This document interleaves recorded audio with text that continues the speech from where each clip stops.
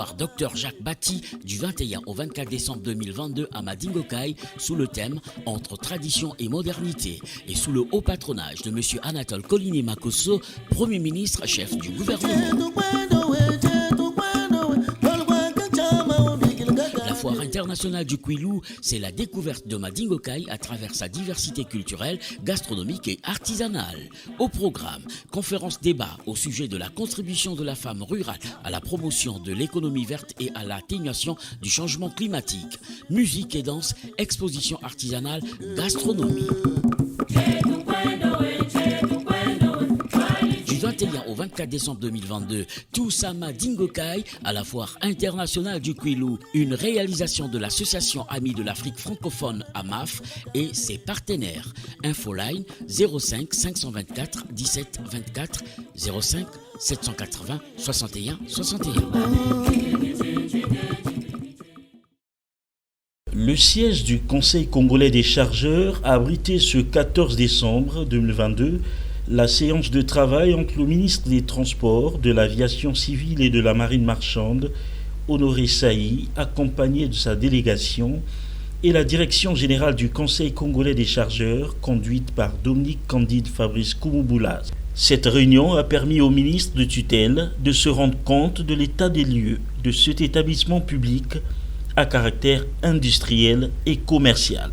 Après la présentation de la structure par le directeur général, prenant la parole à son tour, le ministre a rappelé le rôle et les missions de cet établissement, tout en invitant ses acteurs à mener des réflexions approfondies sur les différents axes qui caractérisent les activités de cet organe.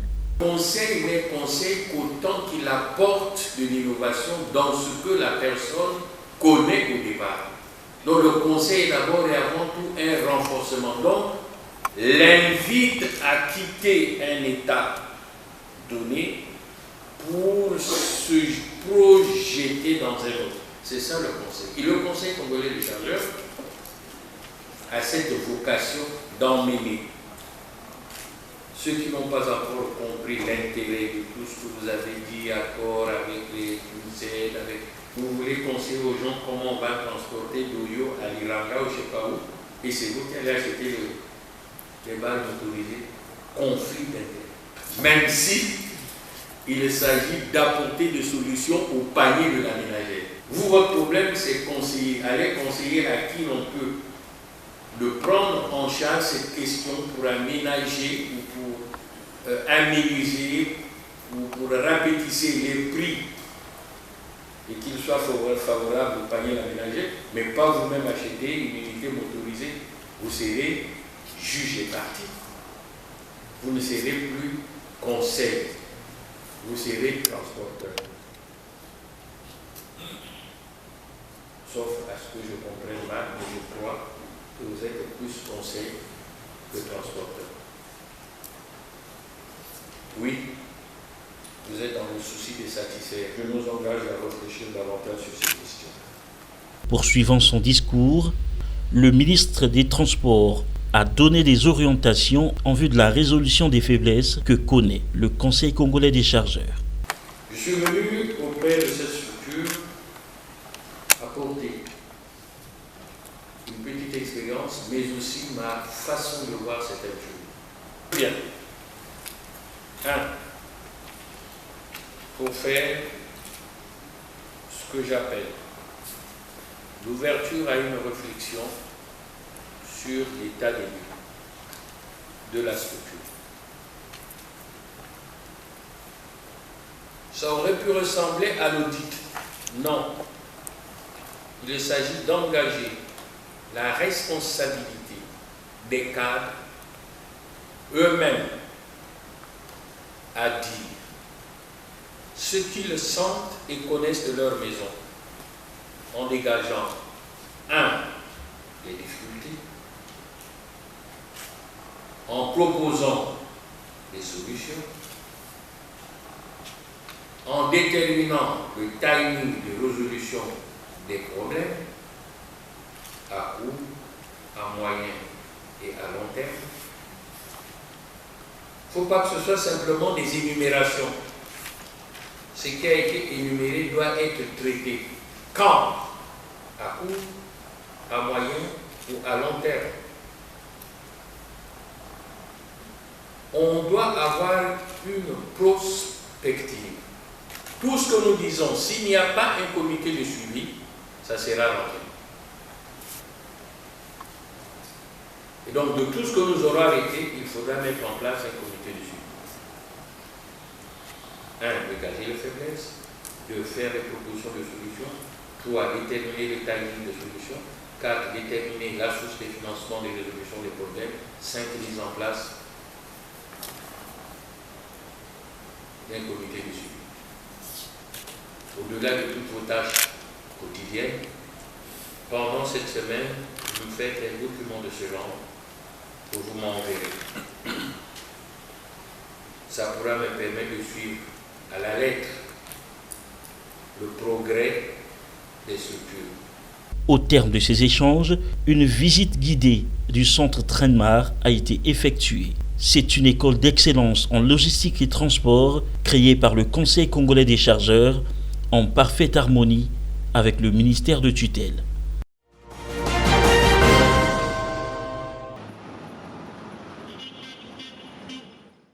La présidente du conseil départemental et municipal, maire de la ville de Pointe-Noire, Evelyne Tchitchele, a reçu cette mi-journée un don de médicaments en provenance de la ville de Suzhou en République populaire de Chine. C'est le chef de la délégation médicale chinoise qui a, au nom des autorités municipales de Suzhou, qui a accompli le geste symbolique en présence des agents de santé de l'hôpital de Luandjili et ceux de la direction des services de santé municipale. Un geste qui n'a pas laissé indifférent le secrétaire permanent chargé de la cellule de coopération extérieure, Blaise Abdon Chikaya Poiti, de vanter la coopération entre les deux villes.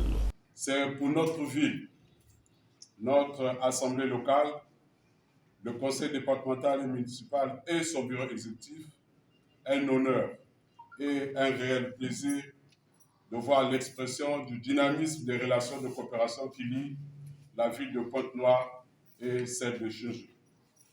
En effet, les deux villes sont liées par un accord de jumelage signé le 5 juillet 2016 et renouvelé par une convention de renforcement des liens de jumelage signée le 9 mai 2022. C'est dans un élan éclairé de son Excellence Monsieur le Président de la République, chef de l'État, que le conseil départemental et municipal de la ville de Pointe-Noire oriente et accentue ses actions dans le carnaval des accords de jumelage. Dès lors, plusieurs projets conjoints de travail sont du reste régulièrement conçus et mis en exergue, tels que l'acquisition du domaine de 30 hectares dans la sous-préfecture de Tchamanzassi, à près de 30 km de Pointe-Noire pour des activités agro-pastorales. La formation de 3 étudiants congolais sous l'égide du dit jumelage à l'Institut Polytechnique d'Agriculture de Suzhou pour une durée de 3 ans. Le retour à Pointe-Noire, après leur brillante formation, les 3 finalistes sont présentement en stage. Non, ces 3 finalistes ont été engagés comme agents municipaux au niveau de la ville de Pointe-Noire. 3 experts chinois constitués d'un agronome, d'un vétérinaire et des zootechniciens ont été reçus par la municipalité de Pointe-Noire et ont dispensé une formation de 2 mois entre juillet et août 2021 dans le cadre d'un renforcement des capacités de près d'une 50aine de maraîchers et d'éleveurs de la commune de Pointe-Noire. Un centre de formation agro-pastoral à distance pour un renforcement et une actualisation des capacités des maraîchers et éleveurs de la commune de Pointe-Noire et de la communauté urbaine de Tchamanzassi a été créé et attend juste l'acquisition d'un local pour le démarrage imminent de ces activités. Le matériel audiovisuel du projet, dans de l'Institut Polytechnique d'Agriculture de Suzhou, a été réceptionné et est disponible. Plusieurs missions de travail, aussi bien à Suzhou qu'à Pointe-Noire, ont été réalisées avec beaucoup d'engouement et de succès. Un conteneur de 20 pieds contenant des médicaments pour soigner l'hypertension, le diabète, le paludisme et le cholestérol, les masques, les appareils de tension, les appareils à glycémie, les appareils aérosols, des cotons-tiges a été réceptionné en octobre 2019 par la municipalité de Pointe-Noire et tout le contenu utilisé à bon escient par notre centre médico-social, par les familles et les agents de nos services municipaux. Voilà qu'aujourd'hui, une fois encore, un don important de médicaments nous est offert. Notons que depuis 2016, les deux villes entretiennent des relations dans le cadre du jumelage dont les protocoles d'accord ont été signés par les deux présidents congolais Denis Sassou Nguesso et chinois Xi Jinping. Foire internationale du Kwilu, foire Dr Jacques Bati du 21 au 24 décembre 2022 à Madingokai sous le thème Entre tradition et modernité et sous le haut patronage de M. Anatole Koliné Makosso, Premier ministre chef du gouvernement. La foire internationale du Kwilu, c'est la découverte de Madingokai à travers sa diversité culturelle, gastronomique et artisanale. Au programme, conférence débat au sujet de la contribution de la femme rurale à la promotion de l'économie verte et à l'atténuation du changement climatique. Musique et danse, exposition artisanale, gastronomie. Du 21 au 24 décembre 2022, tous à Madingokai à la foire internationale du Kwilu, une réalisation de l'association Amis de l'Afrique francophone AMAF et ses partenaires. Infoline 05 524 17 24 05 780 61 61.